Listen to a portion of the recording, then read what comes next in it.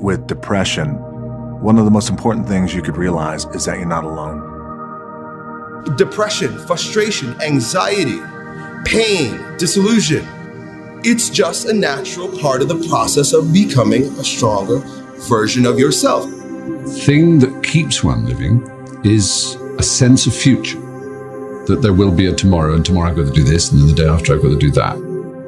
If you have depression, if you have anxiety, if you have post-traumatic stress disorder, if you have any kind of mental health condition, this is not something to ignore. No matter what you're going through right now, doesn't mean that it's not going to end. I think too often we're thinking about the stresses that we're dealt with right now, and we think that there's no light at the end of the tunnel. You just want to step out of it, to step out of the whole race, the whole business. The monstrosity of being alive overwhelms you. Get started.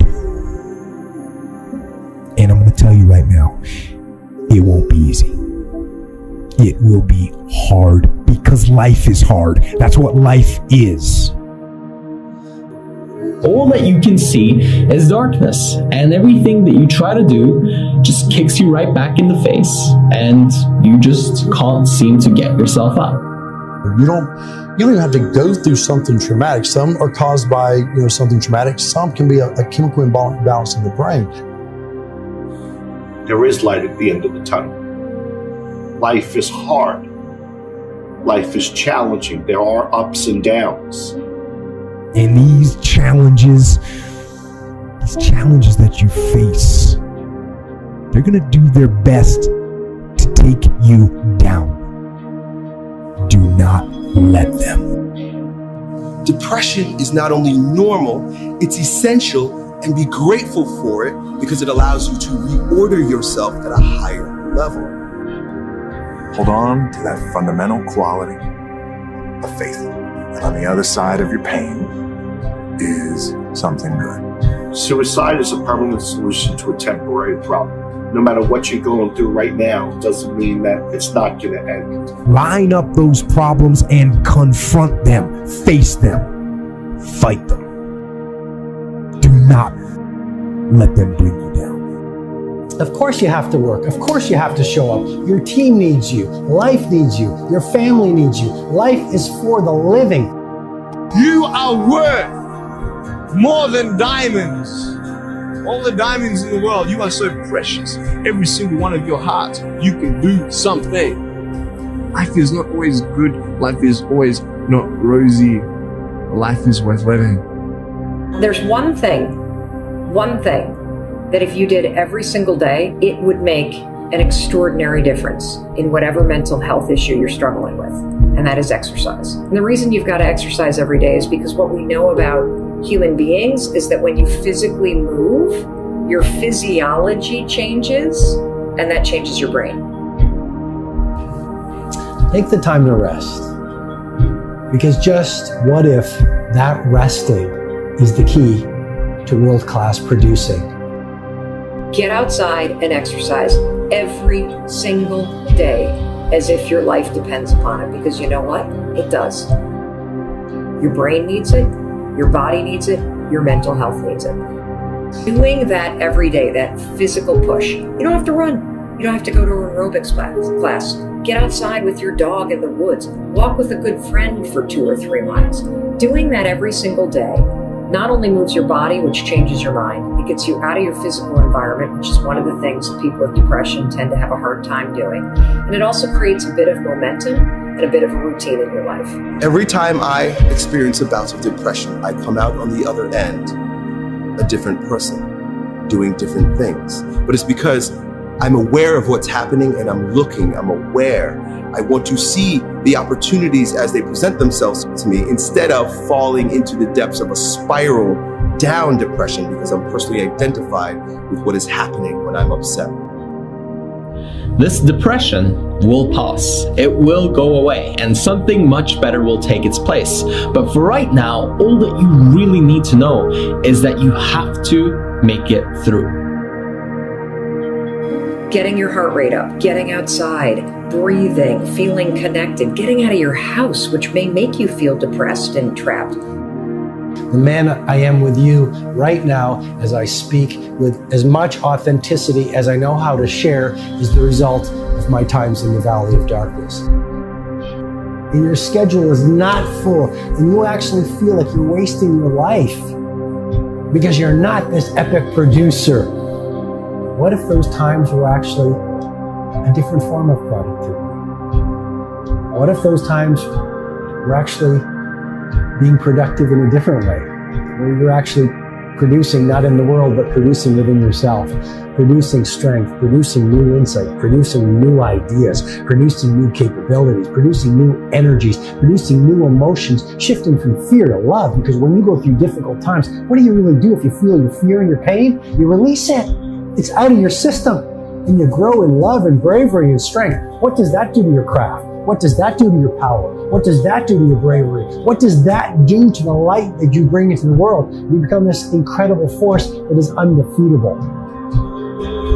I suggest to you that if you are facing a challenge, don't stop. Stay busy.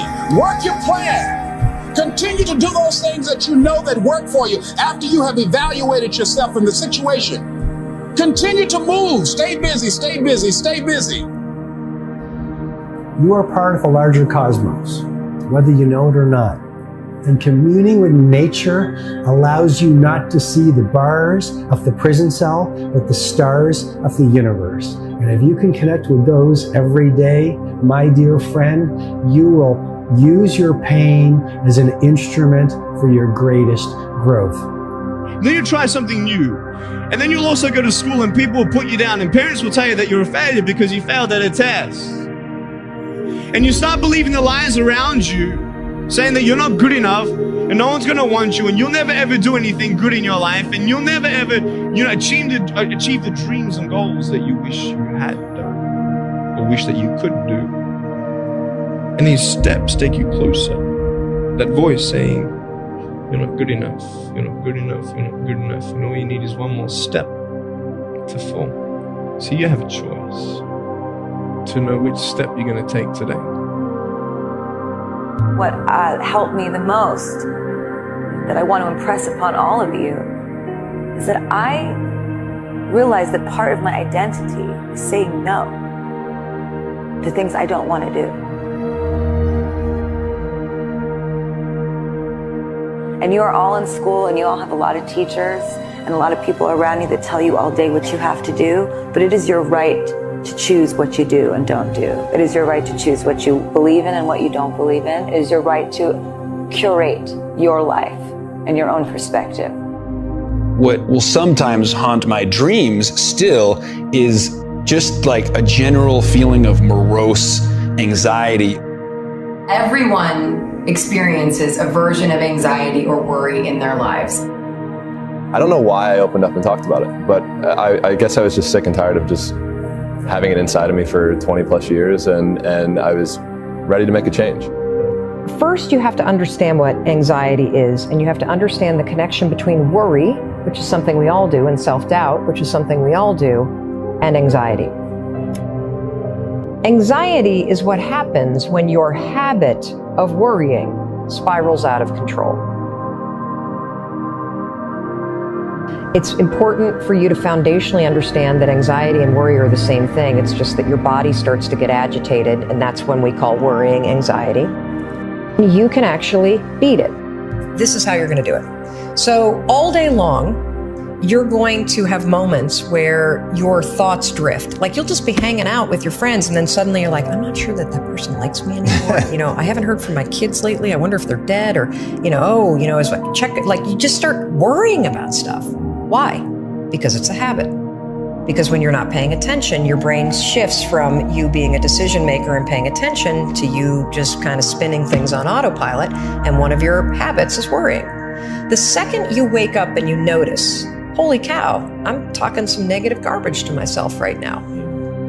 5, 4, 3, 2, 1. You've just shifted the part of the brain. You've shifted from the basal ganglia, which is where your habit loops are spinning, and you've awakened your prefrontal cortex. You've also interrupted that pattern. Now what you're going to do, because your mind is actually ready to receive a different thought because of the counting. Now you can put in an anchor thought. Like if you have a mantra, if you've got a vision about the way that your business is going to turn out in 5 years, if you just have a thought that makes you really happy and proud, insert that. Now, why does this work? It works because of the counting. And I'm not kidding. We know, based on research, that positive thinking alone, not effective. In some instances, trying to force yourself to think positive can actually make the worries worse. Why? Well, the reason why is because it's really hard to just change the channel. What we have to do first is basically interrupt it and turn off the TV, and then turn it back on with the prefrontal cortex awakened. We all go through things. We all go through struggles, right? There's probably everybody in this room that goes through struggles the same exact way. And I think that's what we all have to realize.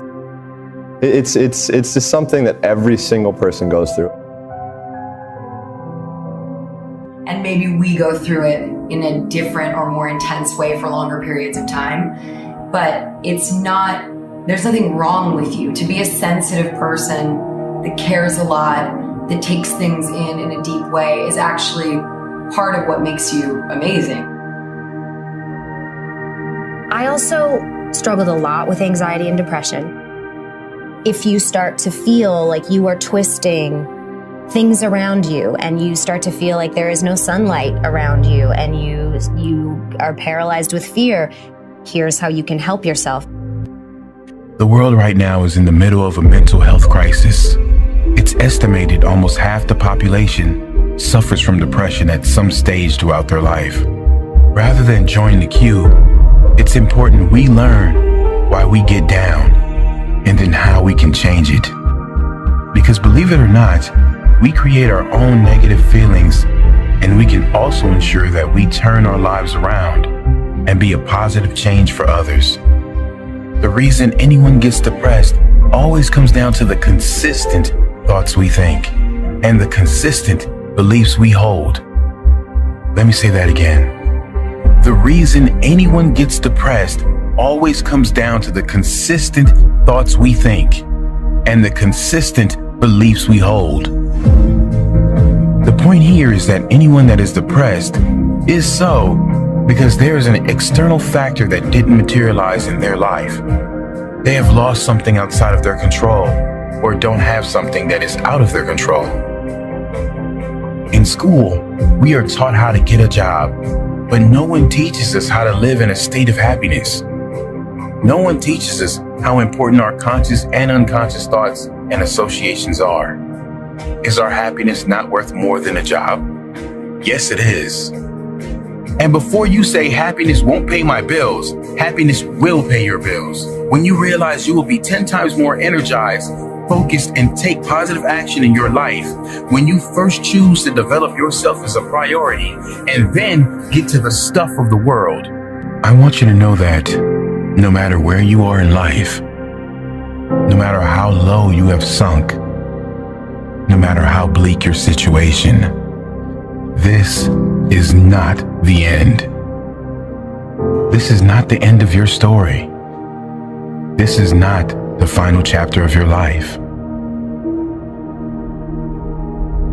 I know it may be hard right now, but if you just hang in there, stick it out, stay with me for a little while, you will find that this tough moment will pass.